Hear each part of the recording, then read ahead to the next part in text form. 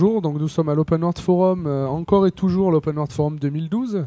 Donc on continue à traiter de nombreux sujets et de nombreuses initiatives. Donc je suis avec Gaël. Bonjour Gaël. Bonjour. Donc tu es président d'OpenStreetMap France, mais on va pas parler d'OpenStreetMap. On va parler de la Pirate Box. Donc qu'est-ce que la Pirate Box ? Alors sur l'Open World Forum, elle revêt cet aspect-là. C'est un routeur Wi-Fi à la base qui permet de partager une connexion 3G via le port USB sur un réseau Wi-Fi. Ça, c'est l'objet en lui-même de base. D'accord. Là, on l'a modifié. Donc c'est un projet qui est parti des États-Unis. L'objectif étant de partager des fichiers anonymement offline, donc sans accès Internet. D'accord. Donc les gens, ce qu'ils voient, c'est un réseau, en l'occurrence sur l'Open World Forum qui s'appelle Pirate Box Open World Forum. Ils se connectent. En ouvrant leur navigateur, ils ont une page, un portail captif. Donc quelle que soit l'adresse, quelle que soit l'URL qu'ils peuvent taper, ils retomberont forcément sur ce portail captif, piratebox.lan, sur lequel ils vont pouvoir soit télécharger des fichiers qui ont été déposés par moi, par d'autres, par les partenaires, les sponsors, soit par des visiteurs, ou uploader eux-mêmes, donc remonter sur cette Pirate Box des fichiers qu'ils souhaiteraient partager avec tout le monde.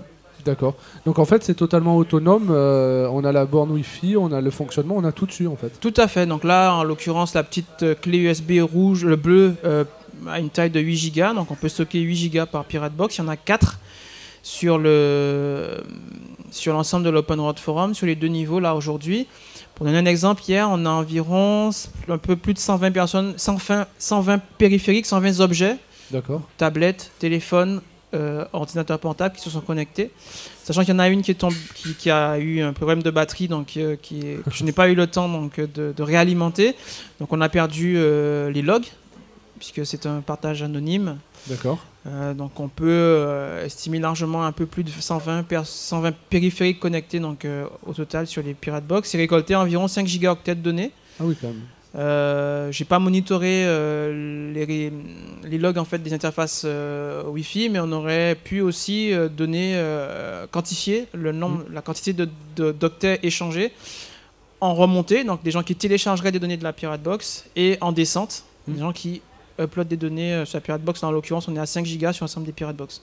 Très bien. Et où peut-on avoir des informations à ce sujet pouvoir essayer d'en avoir une Alors la communauté française déjà est extrêmement dynamique. Il existe une carte mypiratebox.org qui recense en fait l'ensemble des Pirate Box sur une carte OpenStreetMap.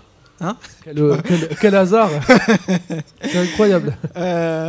Donc il y a le compte Twitter pirate_box que l'on peut suivre pour avoir un peu les actualités en France de Pirate Box, et évidemment le blog du créateur des Pirate Box, David Darts, donc forum.ddarts.org, sur lequel on peut récupérer donc à la fois les tutoriaux pour pouvoir monter sa propre Pirate Box sur ce type de routeur ou d'autres d'ailleurs, puisque la base de Pirate Box c'est OpenWRT, en tout cas sur les routeurs Wi-Fi. On peut très bien monter une Pirate Box avec son téléphone, avec un ordinateur portable aussi, ou un ordinateur tout court muni d'une carte Wi-Fi.